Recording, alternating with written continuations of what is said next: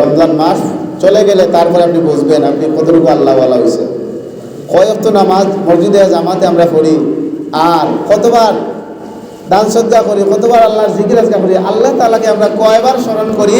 রমজান মাস চলে গেলে কেউ বলা লাগবে না, আপনি নিজের হিসাব নিজেই বের করতে পারবেন, ঠিক কিনা বলেন? এখন শয়তান এখন বান্দা আছে না? শয়তান তো আগের মতো ছাড়া নাই। এখন হোকা শয়তান যদি বান্দা থাকে আর আমরা যদি এরপরে যদি পাপের মধ্যে নিমজ্জিত থাকি, লিপ্ত থাকি, তাহলে শয়তান আসলে কিন্তু শয়তান না, ওই শয়তানটা আপনি নিজে, আপনার আমার নফস, আপনার আত্মা, আমরা অন্তর। এই অন্তরে এই জন্য আল্লাহ তাআলা বলেন ইন্নান নাফসা লাআম্মারাতুম বিসসু ইল্লা মা রাহিমা রাব্বি। নিশ্চয়ই আল্লাহ তাআলা বলেন কলবটা হচ্ছে এমন একটা জিনিস যে তোমাকে সব সময় খারাপ কাজের দিকে আদেশ করে। মনে করো এক মহিলা, খুব সুন্দরী এক মহিলা রাস্তার দিকে হাঁটিয়ে যায়, তুমি তার দিকে তাকাও, সুন্দর জিনিস তুমি দেখো।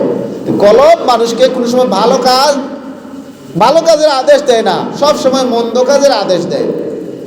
আর আল্লাহ বলেন ইল্লা আমার রহিমা রব্বি, একমাত্র আল্লাহ তাআলা যাদেরকে দয়া করেছেন তাদের কলব কোনো সময় তাদেরকে খারাপ কাজের কথা বলে না।